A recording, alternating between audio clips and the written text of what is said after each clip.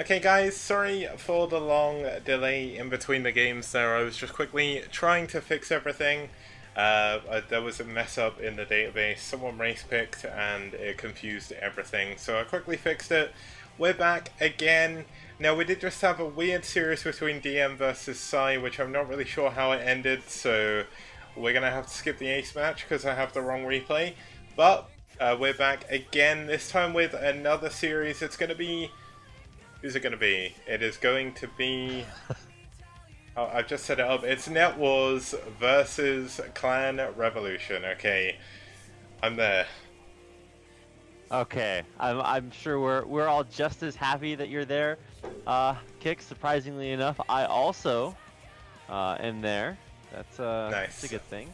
It is. And yeah, besides being there, I am also here with you and all of our wonderful audience members. So if you're watching here live in person, like Kick's cat is, Yeah. then welcome. If you're watching online, then welcome to what should be an actually Super Six series because both of these teams have had a whole lot of successes. I never count Net Wars out, and it's really excited because it's really exciting because of the players that we'll be talking about as soon as Kix announces them.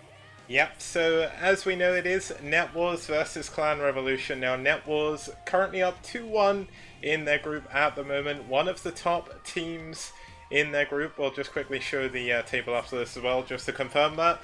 But they are 2-1. They went 6-2 last round, came third in the round 1 playoffs. They did beat DM to take that third place match. And Clan Revolution didn't do as well last round, doing a lot better this round though. They're currently 1-2 in a fighting chance in their group to try and move forward. It's going to be a little bit closer for them, a little bit harder, but with a 1-2 they're going to be looking to put their name on that board. Now to quickly have a look at the table, you can see that Net Wars currently sits at second in their group. Meanwhile, Clan Revolution are actually in 5th. So Clan Revolution down but not out at the moment. They have a long ladder to climb to try and catch up with Net Wars and Seoul, but they're certainly going to start off that climb here, as when we have a look at what maps we're going to be seeing in this series. Rapid, I'll let you do the honors. Well, thank you very much, Kix. I appreciate it. So take a look at the maps. Set 1 is Troy, then Triathlon, then New Sniper Ridge, then Hitchhiker, then Neo Electric Circuit. Nice, and to have a quick look at our players, we're going to have Bonyth versus NarsiL. Bonyth is back from Heroes of Might and Magic 3. Zero versus Indy, Radley versus Quail, and Yeti versus Caspus in set 4. Now, just to quickly introduce our first two players, let's head on over to that overlay screen. Bit weird thing to say. Either way, starting off for Net Wars here, it's going to be Bonyth. Now, Bonyth did play one... No, he didn't. He was in the SK Alpha roster in round 1. Did get given... Well, he actually lost a walkover because he didn't turn up to his game. And he's back. It's been nearly 10 weeks since I last heard his name. But he's back from Heroes of Might and Magic 3. He started streaming Brood War again and started playing again, looking to take his top spot as the top foreigner once again. And standing against him in his debut STPL match for Net Wars is going to be NarsiL. Bit of an old hat. He did play 3 games last round. Played 4 games last round. He did lose all 4, but still did a good job in all of them. He's currently 1-2 against his opponent race, because he is 1-1 at the moment in round 2, and he is going to be looking to take a PvP here on Troy. Now, Troy is a very fun map. There is the assimilators, which we can explain more in the game, but gas bases are 12, 6, 3, and 9. Fairly easy to take naturals in PvP, and a big wide open middle with some island bases in reserve as well, if either player does choose to go for them. So after that huge break, let's head into the game and let's get started with Bonyth versus NarsiL.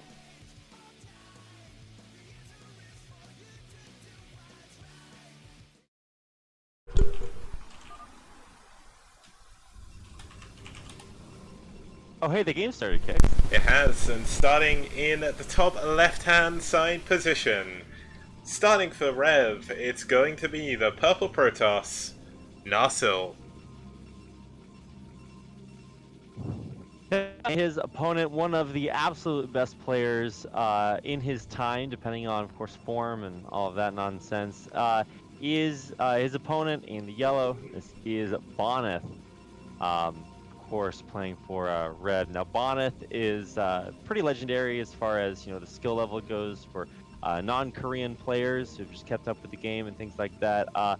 But when it comes to the ability to face off against him, not many people can. So I'm actually really excited to see what NarsiL brings here, because he didn't have a lot of success last season. Yeah, now it's going to be weird, especially seeing, I mean, mirror matches are probably the hardest to win if you're against a better player, but Bonyth is going to be a little bit rusty. Like, I know rust doesn't affect top players as much, but he is without a doubt, at least in 2017, the best foreign player around. He did trump Eonzerg and True Touch to make that. He really gave foreign Protoss a little bit more hope. Of course, DeWalt has DeWalt's taken over that hope now, but Bonyth is going to look to regain his position at the top of the pack.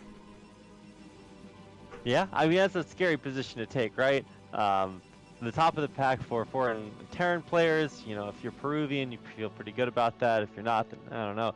But for most part, foreign Protoss players, it was actually pretty close for a while. I want to see Bonyth kind of reclaim that throne. I don't know exactly what shape he's in, but I'm excited to see that here. Most of my favorite part comes from seeing good players that I know can play well, and whether or not they will, because I never really just expect it by default, because everybody has off days. So I don't know if this is going to be one of them, but it's going to be a 2-gate opener. Yeah, 2-gate against gas first, well, not gas first, but gas before second gate here by NarsiL. So Bonyth may be looking to take advantage of the map features. Now, I know Bonyth has definitely played on this map before, at least once. He did play one of my Clash for Charles with it in the map pool. And PvP going to be very dependent on sort of keeping an eye on the opponent early. Now, we should have that Cybernetic score coming up quite quickly for NarsiL, but it's interesting he's not added a second gateway, despite the fact he's scouted Bonyths. Yeah, so when you see that your opponent's going 2-gate and then you don't go 2-gate, like I don't want to say everybody, but like those timings are known. Like, whether or not you're going to be able to get forces out in time to deal with 2-gate aggression, right? And I think that usually the answer to that is that no, usually you have to just throw down a gate yourself and try to play that game. Because this is one of those, like, it really dictates the pace of the game, the 2-gate opener does. But sometimes if you think that you are able to just throw down your cyber core and micro to get dragoons out, I mean, that's one way to do it, but it takes, how many dragoon shots does it take to kill a zealot, Kicks? I'm not sure the exact maths, and I know not to do maths on stream, but I can say it's a lot. I'm trying to do some math here off stream, but either way, it's many. Yeah, it's many shots. And I mean, the big thing is, and the big problem is, for NarsiL, there's going to be 3 zealots heading towards his base. He only has 1 zealot himself.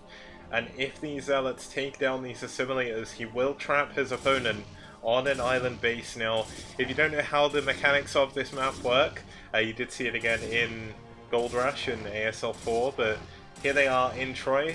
Basically the way it works is the gap is big enough for any units to go through.